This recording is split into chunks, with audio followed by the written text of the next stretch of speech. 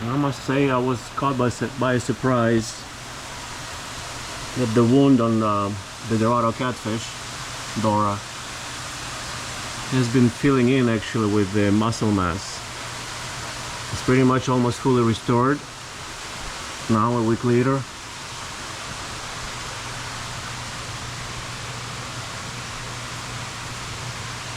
That significant lump of flesh that was taken out of its right hand side has filled in, I want to say.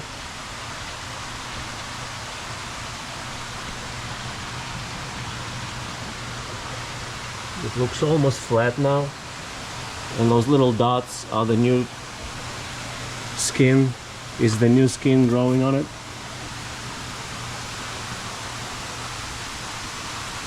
I thought the skin was gonna grow and a huge dent would be left, but it's going actually a different way. I didn't expect the muscle mass to be restored that quickly, and as I said, Dora feeds. It fed all this time in this tank. You can see the wound is skinning on the other side, but it was a superficial wound that has not been exploited by the lemon fin barbs. So that's actually very good news, and a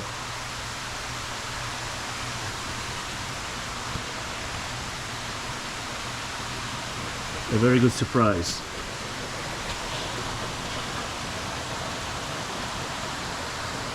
Dora continues swimming the laps non-stop, being true to its nature.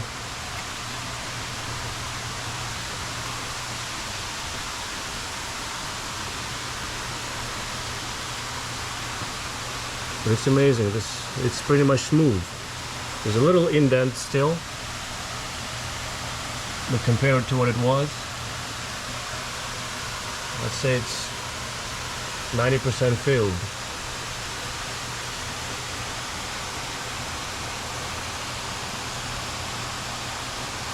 I have noted before that catfish repair their skin very quickly relative to many other fish, but I did not know about the muscle mass that could be also fixed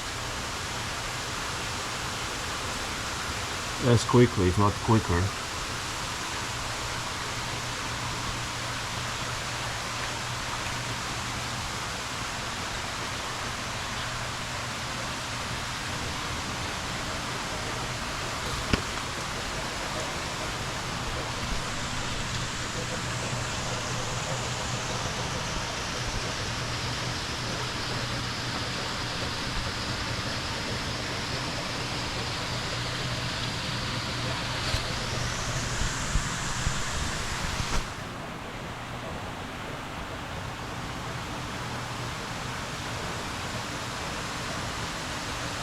Okay, the other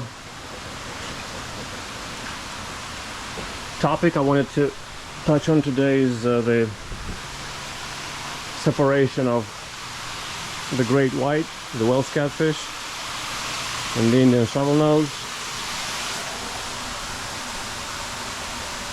The Wels is now spending a lot more time here in its usual spot, almost all the time actually, but it still goes sometimes to the other side of the tank and to rest there too. And it almost feels like he didn't like it entirely. He didn't like the change of taking the wabibu, the Indian shovelnose, out, because he hasn't fed. The last couple of times I tried to do that after the departure of wabibu,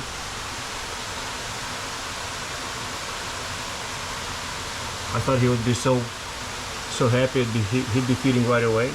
He was not. It may have other reasons, of course, so it's hard to judge, but the way he came up to me right now, that looked a little an indication of possibly him being hungry and coming over.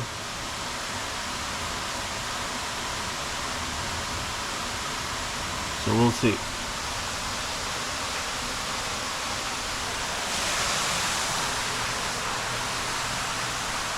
Wabibo wannabe boss is doing very well on the 4,500 gallon. Has not bothered anybody, so that's a good news. He didn't find a fish there that would be objectionable to his tastes. So he's been pretty good in this tank now. In the one I started calling Perch land, but then I switched to lunge grab suck, which captures the spirit of this tank better.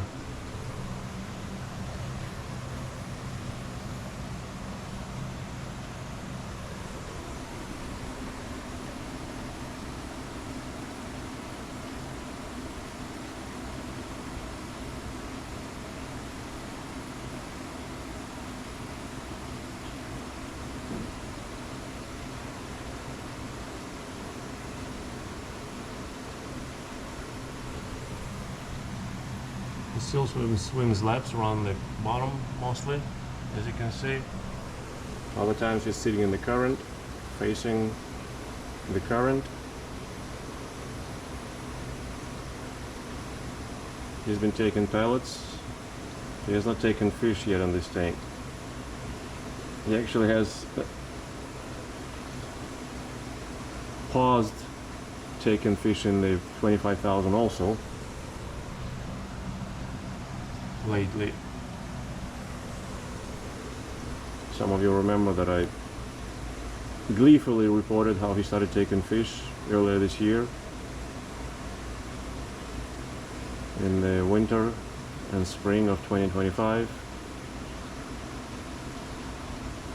It started with mackerel. He looked like he had got a desire for mackerel better than other fish. Mackerel is so fatty, we try to avoid feeding mackerel. It makes real mess with the water and on the surface. All the fat makes the water cloudy, but anyhow, he has not been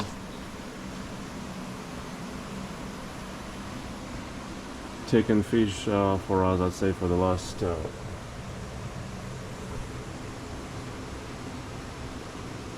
5 months, maybe 4 or 5 months. As you can see, he's going back to his thinner build because of it. He still takes pellets with much vigor. He wants pellets, obviously.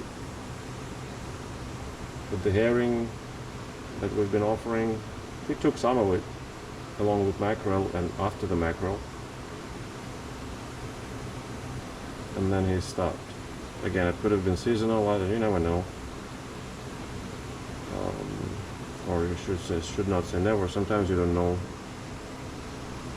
why fish take some feed and ignores others.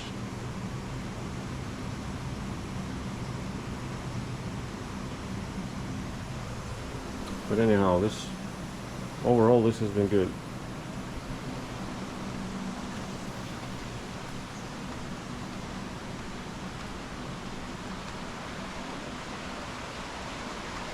A couple more glimpses at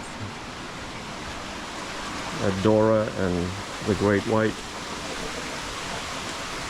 and we'll call it a video.